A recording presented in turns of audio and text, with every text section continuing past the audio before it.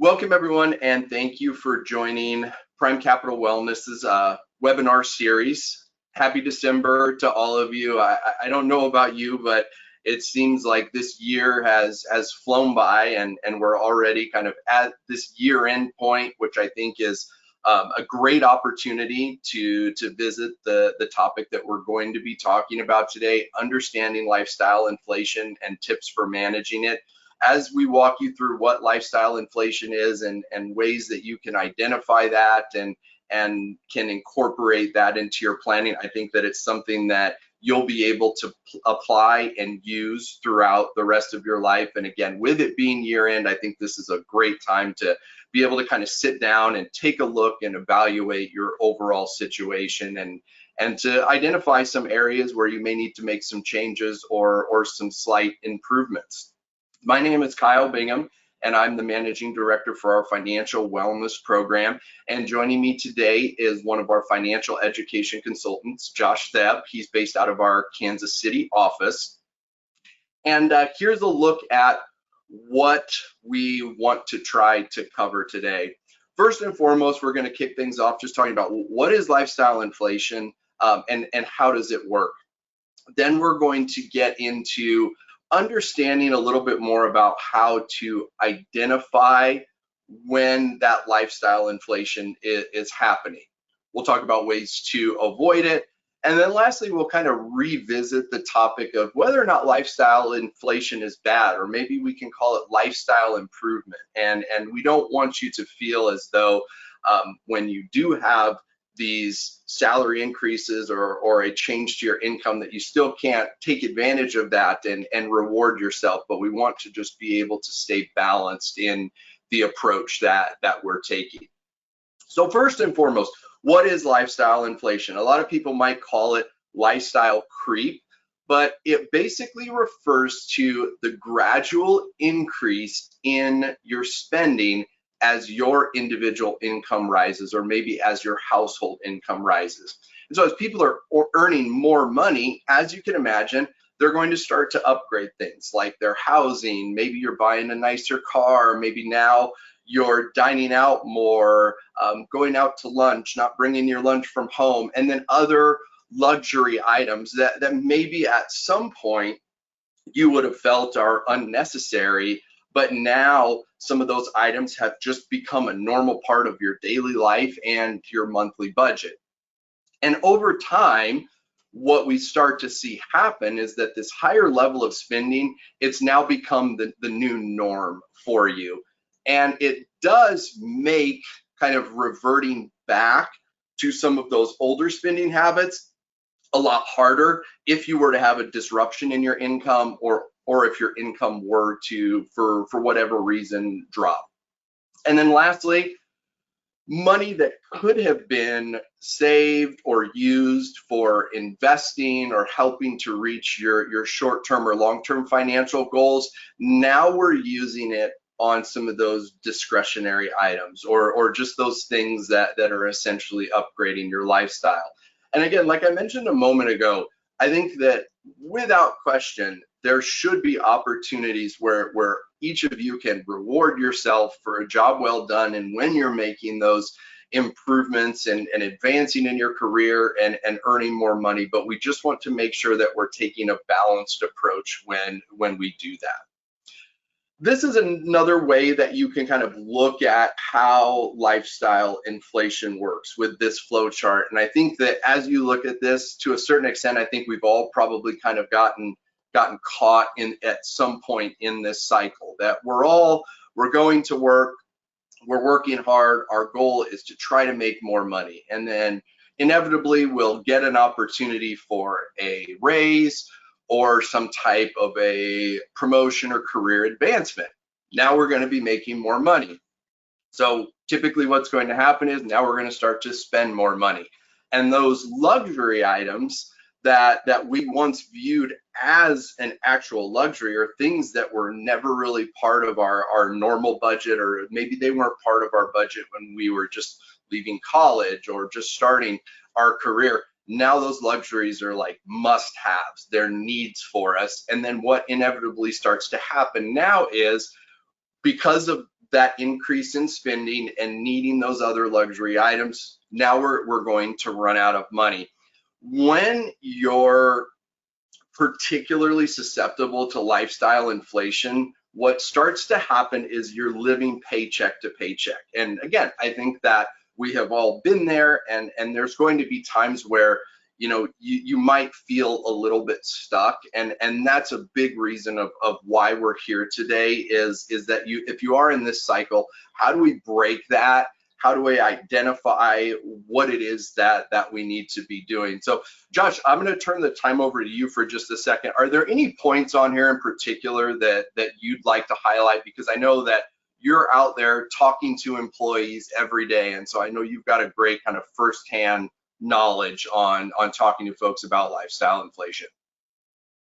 Yeah, no, absolutely. And I really appreciate you having me on and talking about this subject. I think this is very relevant nowadays. I mean, especially when you hear the term inflation, everyone kind of looks to see exactly what we're talking about. And, as we can imagine, things are getting more expensive, but we want to kind of take it in a reverse approach of looking at what if we have more money to spend, what do we do with it? And what we really want to do is create more value over time, if we can, any way we can. Obviously, the harder the work, we ideally want everyone to, earn more income and make more money. But, with that, doesn't necessarily mean that we need to spend more money. It may mean that we can create more value with our money or have maybe a little bit more flexibility when it comes to our budget or living within our means. And that's interesting on this chart you have here of this circle approach, where right next to making more money, it says spend more money. And like I said, that doesn't necessarily need to be the case. We can put that maybe towards savings and debt. We can create some more value out of our financial household. And we just want to make sure that we're doing our part. And a good way to do that is obviously look kind of at your current financial situation and see if there's any avenues where we can have some opportunity to maybe get rid of debt or maybe put away a little bit more for savings. And, I think this is so important, especially for those who maybe are moving jobs, or maybe this is their first job into the workforce, is creating some good habits. Ideally, as you get more and more into your career, you'll be making more money, or maybe you'll get a promotion, whatever it might be. But creating great habits with your savings, paying off any debt, is all geared towards something that could be more relevant down the road. So again, we want to make sure for all those individuals that are maybe going to be into a different situation going forward, or maybe they're just making a little bit more money, let's make sure that we're putting it in the right places. That's a great point, Josh, and I really like how you pointed out the make more money and spend more money. We don't necessarily just have to take that and spend that. We can use that to create more value in the short term and in the long term. And I think that's a great segue into the next question that we're going to look at here, which is how do we identify when we're experiencing that lifestyle inflation? And I think for us, one of the things that we need to do is go back to the basics. And I think for those of you that have been that longtime viewers with us, we always emphasize these building blocks or these foundational components that when you get those right, it really does set yourself up for success. And so one of the things that you want to do is go back to your budget. And we have to start to look at the money that's coming in, how it's being allocated, and then as we have additional income coming in, we want to make sure that it's being allocated properly. So some of you have probably seen this before. I think that this is a great framework for helping to identify where you might be experiencing lifestyle inflation. And it's called the 50-30-20 budget or budget model or methodology, if you will. And that's where basically you take your after tax, your net income on a monthly basis, and you essentially have 3 buckets of money. 50% is being allocated to your needs, 30% is going to be allocated towards your saving and debt. Another way that you can look at this 30% would be financial goals, perhaps. And then 20% is going to be going towards your wants. And again, I'm going to bring Josh on to kind of walk you through how this process works. And then we'll talk a little bit more about how do we actually identify when we see an increase in lifestyle inflation. So Josh, can you walk everyone through what this budget looks like? Yeah, I think the main thing is, I get the question all the time of, if I'm spending too much money on, maybe going out to eat, or maybe am I saving enough, or am I spending too much on groceries or gas, whatever it might be. I think this kind of gives people a good starting point when it comes to their situation. Obviously, everyone's going to be in a little bit different situation. And just given this example, the breakdown isn't necessarily specifically 50, 30, 20. It's pretty close, but understandably, it's not going to be right on the dot. I think what's really important here as well is, again, identifying those categories. I was actually with a participant last week, and we went through this, and they kind of went through their budget and noticed that maybe they didn't have as much debt payments as they expected, so maybe they could put a more heavy emphasis on savings instead. So I think it's all about just kind of seeing where you're at right now and making these little changes here and there just to see, if you could put yourself in a better situation. And if that means that if you do have a salary increase or a promotion or more income coming in, where can we put that extra money? Maybe it's even $100 or $200 a month. That can go a long way in a long run. So again, making good habits here is really important. Absolutely, and I think for those of you that maybe are at just taking the first step of getting the budget created and using this model, let's start there, and we're here to be able to help you to put that budget together if you'd like to sit down and talk with someone.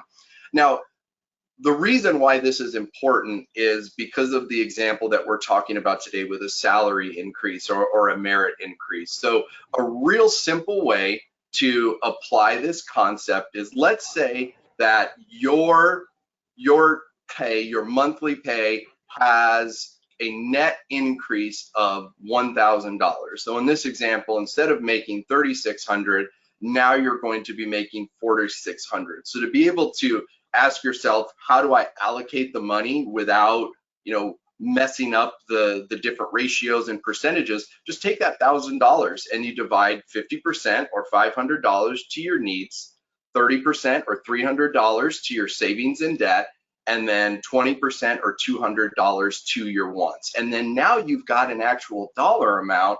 And then from there, you can look at, well, maybe I do want to make an upgrade to my living situation. With savings and debt, as Josh already gave the example, I'm going to take that extra $300 that I'm making, I'm going to contribute a little bit more to my 401k, and I'm going to try to pay down that credit card debt faster. You're going to put a plan together for your debt.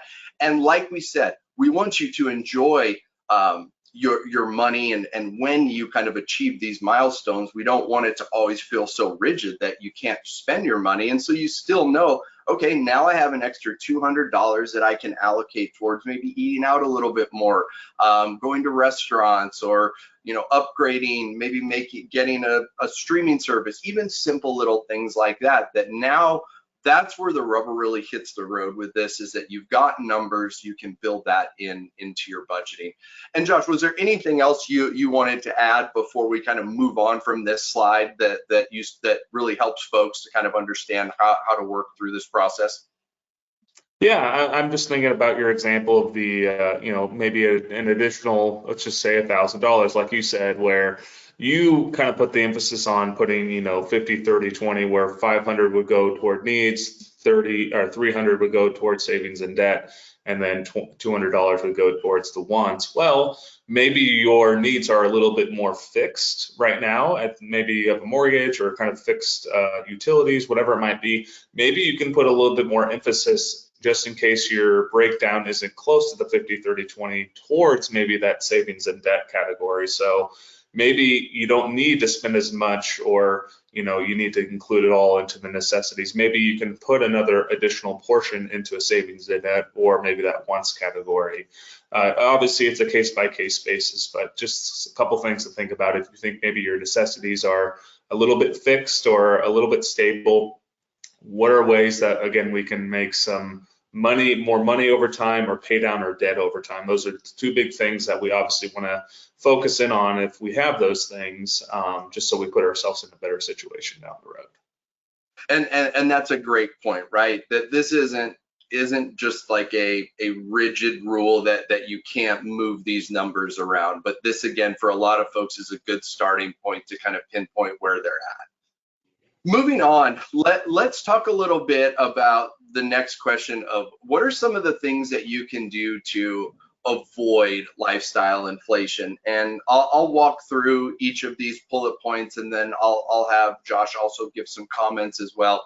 But first and foremost, it's focusing on value, not trends. And Josh already has alluded to creating long-term financial value in your life is taking the time to have a saving strategy for your retirement and your 401k. It's building up an emergency fund to have that in the case of an unexpected expense. So that's the value that we're talking about. But we also want to look at what are the things that are genuinely improving the quality of your life. And it's not to say that when we buy some of these luxury items that we're necessarily trying to keep up with others or keep up with the Joneses, as they say. But I do think that if you're starting to see that happen, that lifestyle creep, just kind of ask yourself, is this really creating long-term value for me, or is this something that's a luxury that I don't really need? And you can kind of start to remove some of those things from your life. The second point are setting those clear financial goals. And we just got done kind of walking you through how you start to allocate your budget and where you see all of your money going. And then from there, you can really pinpoint what you want to be doing that's going to be adding that value, whether it's saving more for retirement, paying down debt faster. Those are all good financial goals that you want to be thinking about as you're going through this process. Creating the budget, again, we've just reviewed that, so definitely make sure you're incorporating that into there. Another really nice thing, and I'm sure for many of you, you're already doing it, but it's automate your savings, because the nice thing about it is you do get that raise or that increase. If it's already automated, it's going to immediately take effect. And so during your next pay cycle, and when your next contribution is taken out of your paycheck, it's going to be that higher dollar amount. So that's why doing that automation also is really helpful. One other really quick point that I also want to hit on, because I think it's particularly relevant for a lot of us nowadays. We get caught up in a lot of reoccurring expenses. And what I mean by that is the automated savings is great, but we're also getting to the point where we have a lot of those kind of automated debits to our account. You know, for some of you, you may have 3 or 4 or 5 different streaming services. And so when you go through the process of looking at your budget and looking at your cash flow, pay particularly close attention to all of those reoccurring expenses that are happening. You know, there's a good app out there called Rocket Money, and it's one really simple and easy way where they're going to show you all of those reoccurring expenses. I've done it before, and even I've been surprised at some of those expenses, and I didn't know that I was paying for that streaming service or whatever the case might be. So that's another little tip too, that we definitely live in a very automated world, and a lot of what we do is virtual now. So make sure that you're looking at those reoccurring expenses, and try to get rid of some of those, because I think you'd be shocked to probably free up several $100 and several $1,000s per year just by getting rid and canceling some of those subscriptions that you're not using. Josh, what else did you want to add to helping to avoid this lifestyle inflation? Yeah, I think one other big thing, and I mean, I've been harping on the savings part, of course, but um, with the automated savings, that's awesome.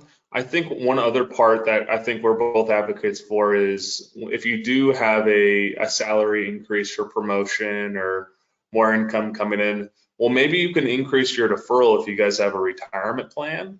So you won't really be feeling it from a take-home pay perspective because ideally your take-home pay would be going up with a salary increase, right? So that's one thing, especially kind of at the end of the year, we try to make sure people think about is if they can maybe go up just 1% or save 1% more, that can go a long way in the long run.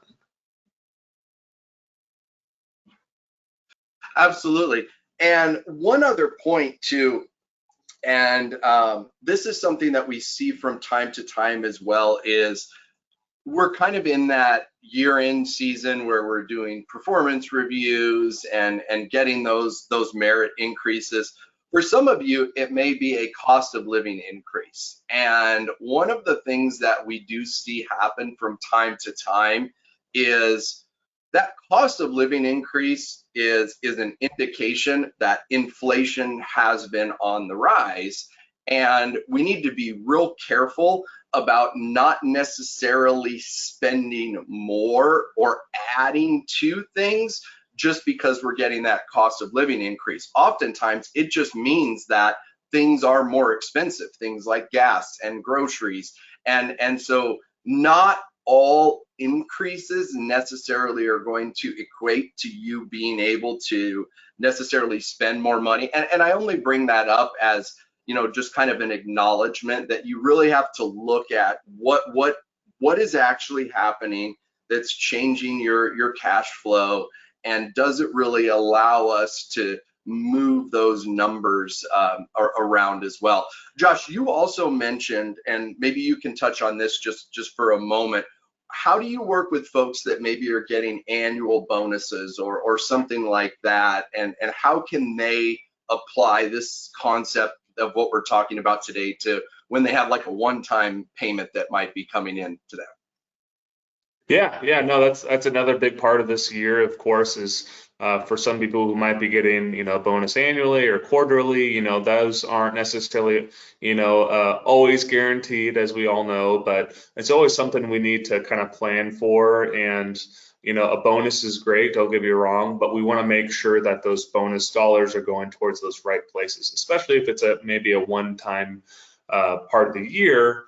You might be getting an additional savings contribution into your retirement plan, and you might have a bigger chunk of money from a take-home pay perspective. But maybe we can put that money towards something where we can pay off a credit card, or we can maybe lower our car payment, or maybe it's fixing the house, or maybe, of course, in most cases, maybe we can go to a nice dinner with our loved ones, or have some fun on the holidays, of course. So that's really big to know for everybody, is kind of what that expectation is for the bonus.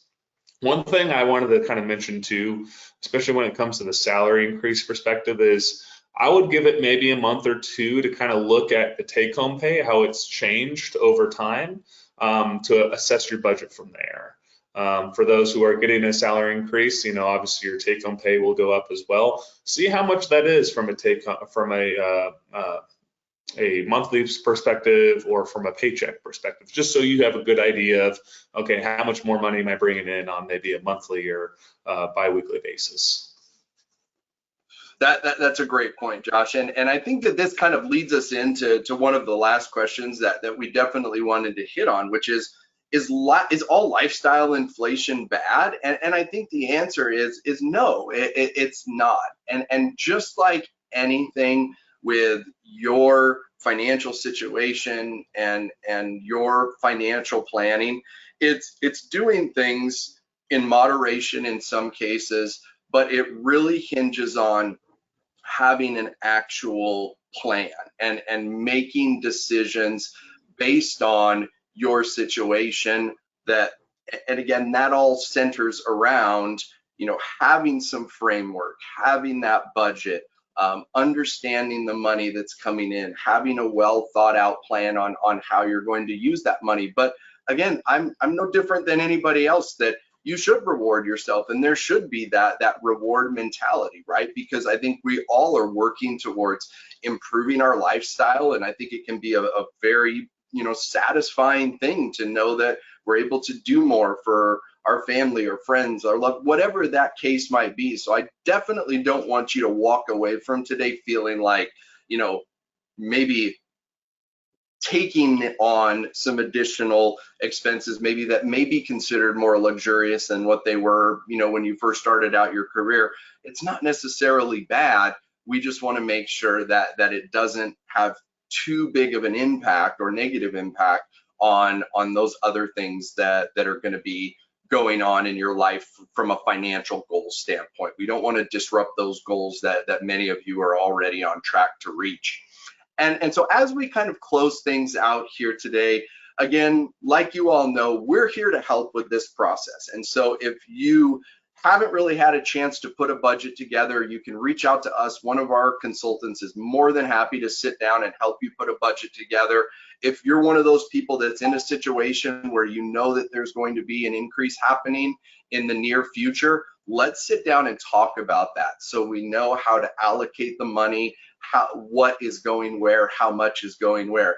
And again, with it being year end, I just want to leave you with a couple other quick tips. So revisit your budget. Take a look at what your cash flow has been like throughout this year.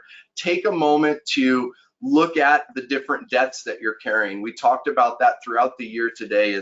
It's more than just paying down your debt, it's having an actual plan for that debt. So how has that progress been for all of you in 2024? And does the strategy that you're using to pay down your debt continue to make sense in 2025? We also want to make sure that we run your annual credit report, annualcreditreport.com. Just take a look at what's your credit score look like right now. You know, what's your debt situation look like? Do we need to reprioritize things at all? And also revisit your savings strategy. We definitely alluded to that a little bit today, but take an opportunity to look at how much you're saving towards retirement. Take a look at your investment strategy to make sure that investment strategy still is in alignment with what your goals and objectives are for yourself. And you know, I think if you check the boxes on these individual points, I think it's a great way to close the year out and move into a new year in 2025. And like I said, we're happy to help in any way that we can. We're really excited about moving into the new year, and so if you'd like to go ahead and register for our January 2025 webinar, you can scan that QR code right there, get yourself registered. Other than that, for some of you, I know you may be working with one of our advisors already, and so if you already have a relationship with one of those advisors, again, feel free to reach out to them. For those of you that haven't had a chance to talk with us, like I said, our consultants are available to sit down and help you. Be on the lookout for a follow-up email coming from us. It's going to have a link to today's recording, so you can share that with other coworkers or colleagues, or you can go back and revisit anything that we talked about. And with that, folks, again, just thank you all for your attendance and participation in our monthly webinar series here at Prime Capital Wellness. I wish you all the best. Have a wonderful rest of your year, and we will see you in 2025. Thanks a lot. Bye-bye.